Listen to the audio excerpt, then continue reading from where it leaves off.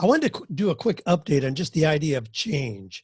Yesterday, Joanna and I were driving back home about 4 hours from over in Eastern Tennessee. We had taken a few days off. And as is common, we elected to drive the back roads, rural America, rather than just jump on the freeway.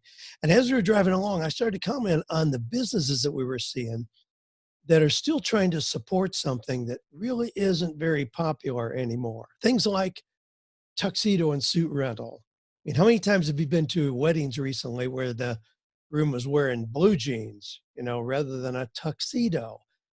Even on going on cruises, which Joanne and I love doing, they've eliminated formal nights where it used to be you always wore tuxedos, but now they've just modified it to kind of business casual, and people show up just in nice slacks and a shirt of some kind.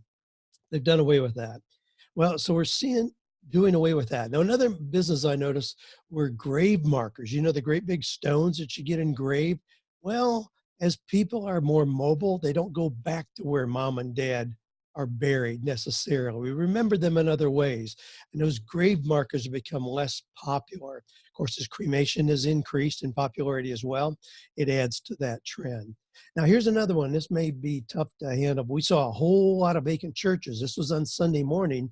There are a whole lot of churches that are obviously vacant. They're not there anymore. But think about how our culture has changed. I mean, it used to be that we were all out in the field all week long, and then we wanted to get together on Sunday. So we would come together at a common place, that being church, and share life together. Well, look at how we live today.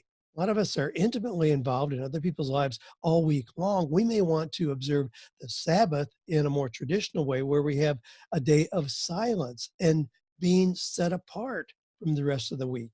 So that's obviously changing how things are being done. Well, we started adding more things that we're aware of that have changed dramatically, not necessarily obsolete or going away, but have changed. Even things like podcasts. When I started my podcast in 2009, there were, as nearly as we can tell, about 40,000 podcasts. So that's 10 years ago. And podcasting only started in 2004, so it's an entire industry that's only about 15 years old. So about 40,000, as near as I can tell, back in 2009. Today, there are over 750,000. That means, well, and they're adding over 2,000 a week are being added currently. Well, that means there's a whole lot more competition. So if you got a podcast, there's more and more competition. It's like the old days where we used to have 3 TV channels to watch, and then all of a sudden they came along with cable and you got 300. It dilutes your audience pool when you have that much competition. The same thing is happening with podcasts. Same thing is happening with books. I was at a conference just 2 weeks ago, and a PR representative from New York said that there are now being released 3,500 books every single day, not year or month, every single day, 3,500. The average book sells fewer than 250 copies. Now, I know that's frustrating, but what it means is when the barrier to entry is lowered, a lot of people jump in, and it's going to dilute the effectiveness. It's tougher to get a book to really stand out. So things like handwriting. I mean, is that even being taught anymore? Do kids learn how to write in cursive? And I'm not even sure if they do, but are they going to use that at all? Are they going to use that at all when it comes to writing? Well, typing. And I don't know if we just expect kids to learn that organically because they're on their phones and computers at such early ages. I don't even know if we teach typing anymore. I mean, radio, Joanna and I were in the car for 4 hours. We had lovely music on, any kind of music we wanted. We were using the car's sound system playing from Joanne's iPhone. We just Bluetooth. So we never turned the radio itself on. We don't want to be inundated with those commercials. So radio has really diminished in popularity, as has TV. CDs and DVDs, pretty much a thing of the past. So my question is, how is your industry changing?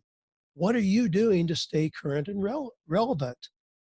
Will your business even exist 5 years from now? Here at 48 Days, we use a Venn diagram. It's 3 interlocked circles. So we have 7 different areas of business. Every one of those is being evaluated constantly to determine, are we going to continue it or not? And we've changed a whole lot of things. I mean, we've discontinued all live events in favor of online communities and connections that are where we have ongoing conversations. We've embraced a whole lot of informal meetups to just kind of go along with people's increased mobility. We never know where they are. We may get together 25 people in San Diego because there's something that brings us together at the same time. We've slowed the number of traditional books, and we're increasing the number of online short courses that are interactive to convey information rather than just another traditional book. And of course, we have eliminated all physical CDs and DVDs in favor of downloadable audio and video content. But every year, I'm looking to eliminate 15% of what we've been doing so it opens the door to a new 15%. If you just understand compound interest, that means that every 4 years, I can have a brand new business. Now, are there going to be some components that look kind of the same that come forward? Yes, but we really are changing that quickly. So I encourage you to anticipate change.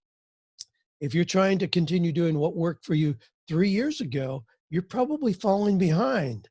So I want to know, what new or innovative products or methods are you bringing to the world today?